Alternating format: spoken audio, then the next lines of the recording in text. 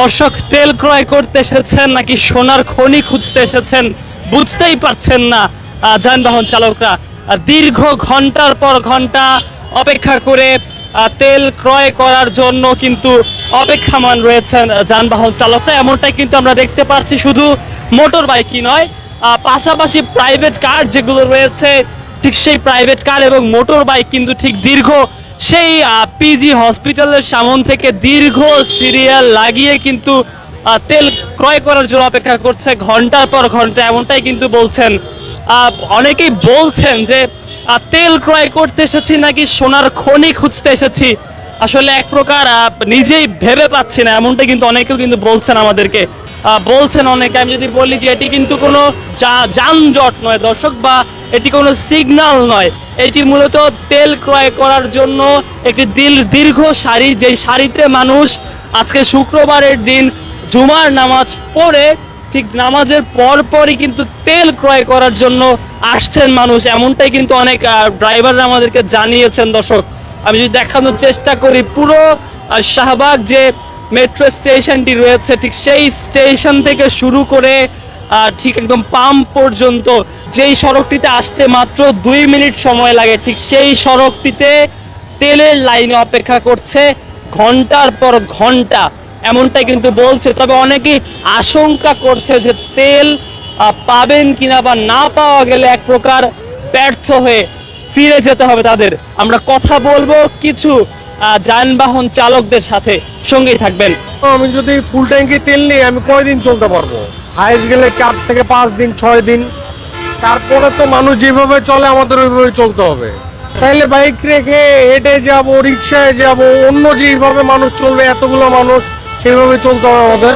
হ্যাঁ হ্যাঁ, সম্পূর্ণ হুজুকে এই কাজটা করা হচ্ছে এবং এর জন্য এই ক্রাইসিসটা তৈরি হচ্ছে এবং মানুষের ভোগান্তি আরো বাড়তেছে। না না ভাই, আমার তেল নাই, এর জন্য আমি কিনতে আসছি। আমার তো কালকে আমার অফিস আছে, আমার নেক্সট উইকে অফিস আছে, আমার অফিসে যাওয়া লাগবে। এখন কালকে এসে যদি আমার 9টা থেকে 9:30 থেকে অফিস, আমি যদি এসে দাঁড়ায় থাকি 3 ঘন্টা, তাহলে তো আমার অফিস আওয়ার শেষ হয়ে যাবে। তখন আমি কি করব? তখন আমি অন্য ব্যবস্থা নিব। যদি এখন যা দেখি যে তেল নাই, তাহলে আমি অন্য যে ওয়েতে যাওয়ার সেই ওয়েতে যাব। না না না, এরকম আজকে আমি 9-10 বছর বাইক চালাই, আমি এরকম ক্রাইসিস কখনো দেখিনি। এটা মানুষের টোটালি হিউম্যান ক্রিয়েশন, একটা মানে প্রবলেমটা মানুষ তৈরি করছে। ভাই, এই ক্রাইসিসটা তৈরি না করে মানুষ যেইভাবে চলবে সেইভাবেই আমাদের চলা উচিত। যে আমরা 2-3 লিটার করে তেল নেই, যদি না থাকে তখন নাই, বাইক ইউজ করব না, তখন অন্যভাবে ইউজ করব। যদি একটা লং টাইমের জন্য ক্রাইসিস তৈরি হয়, তখন সাইকেল ইউজ করব বা অন্যভাবে ইউজ করব। অন্যভাবে মানুষের উপর ক্রাইসিস সৃষ্টি করে মানুষের প্রবলেম ভোগান্তি বাড়ানোর তো কোনো মানে হয় না ভাই। তেলের সিলিয়ারের জন্য, তেলের জন্য দাঁড়িয়ে আছি। আশাবাদী পাওয়া যাইতে পারে, কারণ যেহেতু তেল দিচ্ছে সেক্ষেত্রে তেল পাওয়া যাইতে পারে। বাট হচ্ছে আপনার এমন হতে পারে আবার নাও পাওয়া যেতে পারে। সর্বশেষ হচ্ছে 2 দিন আগে তেল নিছি। হ্যাঁ, শেষ মানে অল্প একটু আছে জাস্ট। আমার সামনে না হলো কমপক্ষে আপনার 1-150 উপরে হবে। প্রাইভেট কার আমি শিওর জানি না, তবে মনে হচ্ছে যাওয়া যাইতে পারে। যেহেতু একদম পিছন থেকে এই জায়গা পর্যন্ত আসছি, তার মানে হচ্ছে আরো আগাইতে পারবো, এতটুকু আত্মবিশ্বাস আসে। হ্যাঁ, এরকমই। কারণ গাড়িতে তো তেল নাই, যদি তেল না পাই তাহলে তো গাড়ি ধাক্কে বাসে নিতে হবে। তেলের দাম যদি বাড়ে সেক্ষেত্রে টাকা বেশি দিয়ে নিতে হবে, তাছাড়া তার কোনো উপায় নেই। কিন্তু গাড়ি তো চালাইতে হবে। তেল না পাওয়া যায় সেক্ষেত্রে গাড়ি চালানো বন্ধ। চালাবো কিভাবে? পানি দিয়ে তো আর গাড়ি চালানো যাবে না। হঠাৎ করে আমাদের ঢাকা শহরে তেলের সংকট পড়ে গেছে। জানি না কি কারণে, ভৌতিক কারণে হয়তো বা গতকাল খেতে এই অবস্থা। এখন যাদের তেল আছে কিছু, তারাও ফুল ট্যাঙ্কি ভরতেছে, কিন্তু যাদের নাই তারা আর কি ঝামেলায় আছে।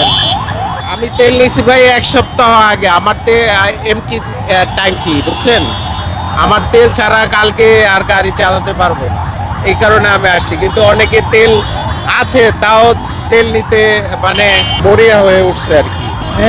ঘন্টা হবেই। কতগুলো বাইক আছে? বাইক তো আমার সামনে অনেকগুলোই, চোখ যত বন্ধু, হাত থেকে চোখ যত বন্ধু সব বাইকই। আচ্ছা, অবশ্যই আর গাড়ি? নামাজ শেষ করেই 1 সেকেন্ড দেরি করি না, ডাইরেক্ট চলে আইছি। তো এই নামাজ শেষ হওয়ার পর থেকে এখানে সেই সিরিয়ালেই আছি ভাই। তেলের দাম যদি বেড়ে যায় সেক্ষেত্রে সেক্ষেত্রে ওই যে যেখানে আগে ধরেন 120 টাকা কিনতাম, মানে 2 লিটারের জায়গায় 1 লিটার কিনতে হবে, কিছু করার নেই, গাড়ি যেহেতু আসছে গাড়ি কিন্তু হবে।